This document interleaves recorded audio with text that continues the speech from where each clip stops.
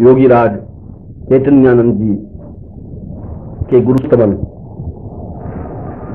जीवन का आधार गुरु है। हम तो जन्म लेते हैं और मृत्यु को प्राप्त हो जाते हैं। हमारी सारी यात्रा जन्म से मरघट की ओर जाने की होती है।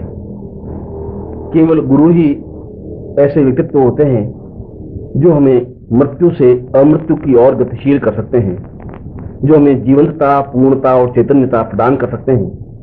यदि जीवन में ऐसे गुरु मिल जाएं तो वास्तव में ही जीवन स्वर्णिम बन जाता है। मैं योगीराज चैतन्यानंद जी के गुरुस्तवन को आगे की पंक्तियों में स्पष्ट कर रहा हूं, जो सिद्धाश्रम के एक श्रेष्ठ योगी हैं। और यह गुरुस्तवन प्रत्येक शिष्य के लिए अपने गुरु के प्रति की हुई स्तुति है।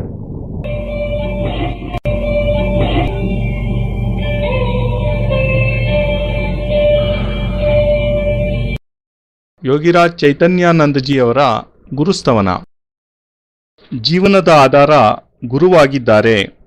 ನಾವೆಲ್ಲ ಜನ್ಮ ತಾಳುತ್ತೇವೆ ಮತ್ತು ಮೃತ್ಯುವನ್ನು ಪ್ರಾಪ್ತಿ ಮಾಡಿಕೊಳ್ಳುತ್ತೇವೆ. ನಮ್ಮೆಲ್ಲರ ಜೀವನದ ಯಾತ್ರೆಯೂ ಜನ್ಮದಿಂದ ಮೊದಲುಗೊಂಡು ಮೃತ್ಯುವಿನೆಡೆಗೆ, ಸ್ಮಶಾನದವರೆಗೆ ಮಾತ್ರವೇ ಸೀಮಿತವಾಗಿದೆ. ಕೇವಲ ಗುರು ಮಾತ್ರವೇ ನಮ್ಮನ್ನು ಮೃತ್ಯುವಿನಿಂದ ಅಮೃತ್ಯುವಿನೆಡೆಗೆ ನಡೆಸುವಂತಹ ದಿವ್ಯ ವ್ಯಕ್ತಿತ್ವವುಳ್ಳವರಾಗಿರುತ್ತಾರೆ. ನಮಗೆ ಜೀವಂತತೆ, ಪೂರ್ಣತೆ ಮತ್ತು ಚೈತನ್ಯತೆಗಳನ್ನೂ ಸಹ ಪ್ರದಾನ ಮಾಡುವ ಸಾಮರ್ಥ್ಯವುಳ್ಳವರಾಗಿರುತ್ತಾರೆ.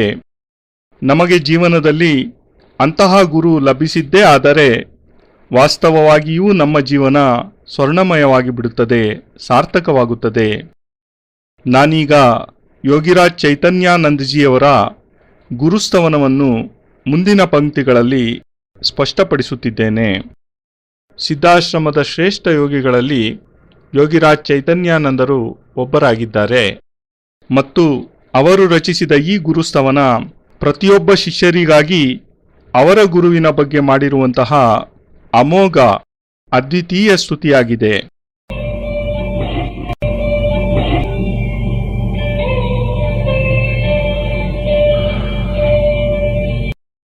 गुरुरूपमेवं गुरुर्ब्रह्मरूपं विष्णुर्च रुद्रं देवं वदाम्यं।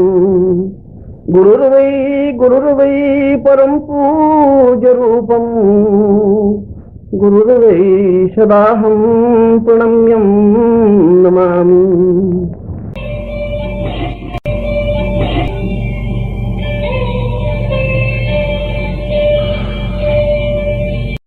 गुरु शब्द ही अपने आप में एक पवित्र है, जो अज्ञान को दूर करके प्रकाश की रेखा प्रकाशित करते हैं, जो हृदय के अंधकार को दूर करके ज्ञान की चेतना जागृत करते हैं, जो सही अर्थों में ब्रह्मा हैं, जो सही अर्थों में विष्णु हैं, जो सही अर्थों में शिव स्वरूप हैं। ऐसे गुरुदेव को अपने हृदय से प्रणाम करता हूँ।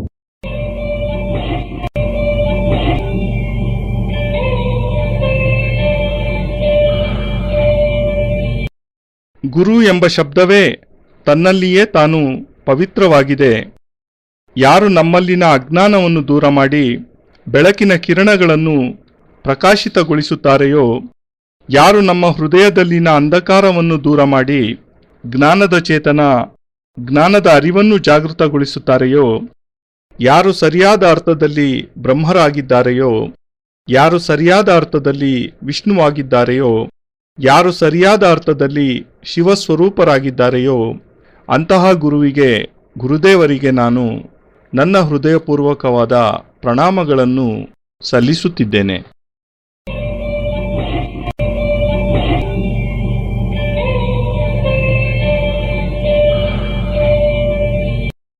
गुरुर्नैवमेवं मृत्योर्वदेवं कोचित् कदाचित् कुदेशेस्तु नास्ति आत्मोन्वतां पूर्वपसैव रूपं गुरुर्केवलं मूर्तिवेदं देवम्।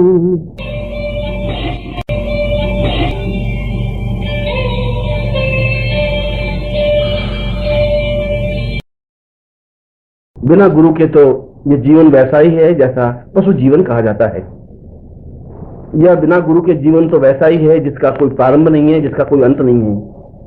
बिना गुरु के जीवन तो केवल मृत्यु की ओर निरंतर धकेला जाता रहा है, जहां छल, झूठ, कपट, असत्य, व्यभिचार के अनेक कीचड़ों से ग्रस्त होता हुआ व्यक्ति कफन ओढ़कर मरघट की ओर प्रस्थान करता है। ऐसा व्यक्ति तो पशु है, पशु से भी गया बीता है। यदि उसके जीवन में गुरु का स्थान नहीं है तो वह व्यक्ति व्यक्तित्व बन ही नहीं सकता।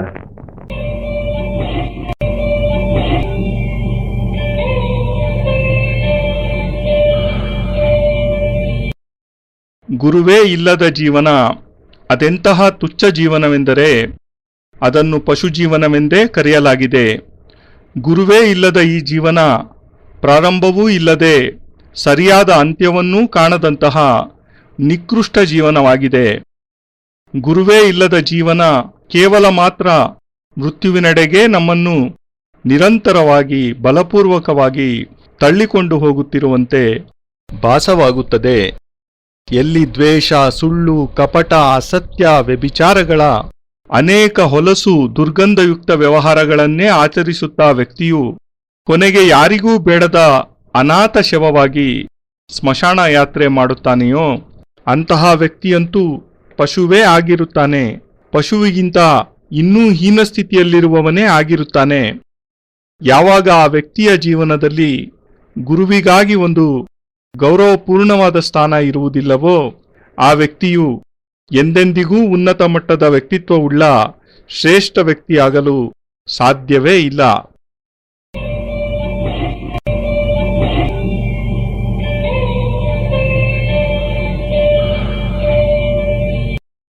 ಗುರುದೇವ ಕಾರುಣ್ಯ ರೂಪಂ ಸದೇವಂ ಗುರು ಆತ್ಮರೂಪಂ ಪ್ರಾಣಸ್ವರೂಪಂ ದೇವಸ್ವರೂಪಂ ಚೈತನ್ಯಮೂರ್ತಿ ಗುರುರ್ವೈ ಪ್ರಣಮ್ಯಂ ಪ್ರಣಮ್ಯಂ ಪ್ರಣಮ್ಯಂ.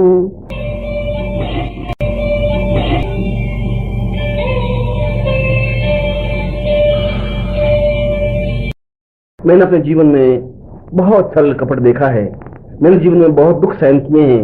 मैं निरंतर पाप से ग्रस्त रहा हूँ, जहाँ मेरे घर के ही बंधु बांधव मुझे निचोड़ने में लगे हुए हैं, जहाँ स्वार्थ के अलावा उनके मन में कोई भावना नहीं है, जहाँ मैं अपने जीवन के मूल्यों को भी भुला बैठा हूँ।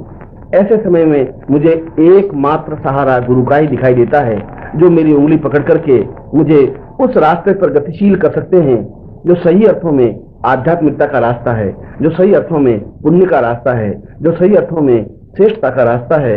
ऐसे गुरु की खोज में हूँ और ऐसे ही गुरु को मैं प्रणाम करता हूँ।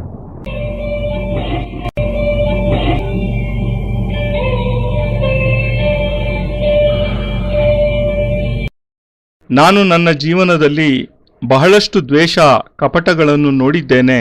ನಾನು ಜೀವನದಲ್ಲಿ ಬಹಳ ದುಃಖವನ್ನು ಸಹಿಸಿಕೊಂಡಿದ್ದೇನೆ. ನಾನು ನಿರಂತರವಾಗಿ ಪಾಪ ಕಾರ್ಯಗಳಲ್ಲಿಯೇ ಮುಳುಗಿ ಪಾಪಗ್ರಸ್ತನಾಗಿದ್ದೇನೆ.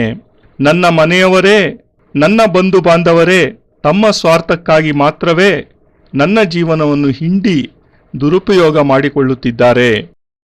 ಅವರೆಲ್ಲರ ಮನಸ್ಸಿನಲ್ಲಿ ನನ್ನಿಂದ ತಮ್ಮ ಸ್ವಾರ್ಥ ಸಾಧಿಸಿಕೊಳ್ಳುವುದನ್ನು ಬಿಟ್ಟು ಬೇರಾವ ಭಾವನೆಯೂ ಇಲ್ಲವಾಗಿದೆ. ಇಂತಹ ವಿಷಮ ಪರಿಸ್ಥಿತಿಯಲ್ಲಿ ನಾನು ನನ್ನ ಜೀವನದ ಮೂಲ್ಯಗಳನ್ನೂ ಸಹ ಮರೆತೇ ಹೋಗಿರುವೆನೇನೋ ಎಂದು ಆತಂಕಕ್ಕೊಳಗಾದಾಗ ನನಗೆ ಕೇವಲ ಏಕಮಾತ್ರ ಆಸರೆಯಾಗಿ ಗುರುವೇ ಕಾಣಿಸುತ್ತಿದ್ದಾರೆ.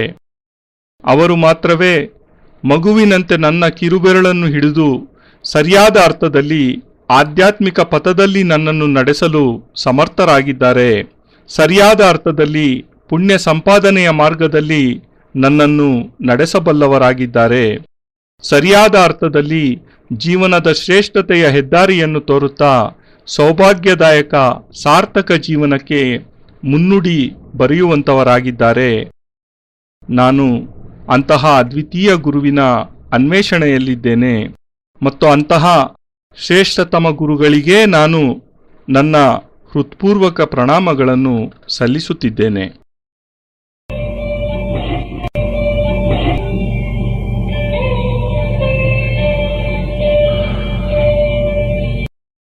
ನಾರಾಯಣೋ ತ್ವಂ ನಿಖಿಲೇಶ್ವರೋ ತ್ವಂ ಮಾತಾ ಪಿತಾ ಗುರು ಆತ್ಮಾ ತ್ವಮೇವಂ ಬ್ರಹ್ಮಾ ತ್ವಂ ವಿಷ್ಣುರುದ್ರ ತ್ವಮೇವಂ ಸಿದ್ಧಾಶ್ರಮೋ ತ್ವಂ ಗುರುವಂ ಪ್ರಣಮ್ಯಂ ತ್ವಮೇವ ಮಾತಾ ಚ ಪಿತಾ ತ್ವಮೇವ ತ್ವಮೇವ ಬಂಧುಶ್ಚ ಸಖಾ ತ್ವಮೇವ ತ್ವಮೇವ ವಿದ್ಯಾ ದ್ರವಿಣಂ ತ್ವಮೇವ ತ್ವಮೇವ ಸರ್ವಂ ಮಮ ದೇವ ದೇವ.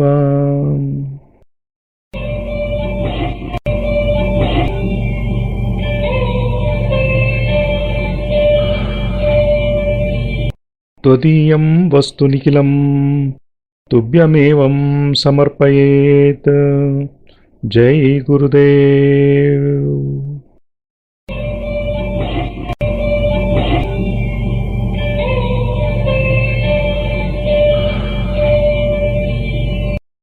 ಪರಮಪೂಜ್ಯ ಗುರುದೇವ್ ಯೋಗಿರಾಜ್ ಸ್ವಾಮಿ ನಿಖಿಲೇಶ್ವರಾನಂದಜಿ ಮಹಾರಾಜರ ಪವಿತ್ರತಮ ದಿವ್ಯ ಚರಣಾರವಿಂದಗಳಲ್ಲಿ ಸಪ್ರೇಮಪೂರ್ವಕ ಸಮರ್ಪಣೆ ಈ ಭಾವಾನುವಾದ. ಅತ್ಯಂತ ಕೃತಜ್ಞತಾಪೂರ್ವಕವಾಗಿ ಗುರೂಜಿ ನಿಖಿಲ್ ಸಚ್ಚಿದಾನಂದ.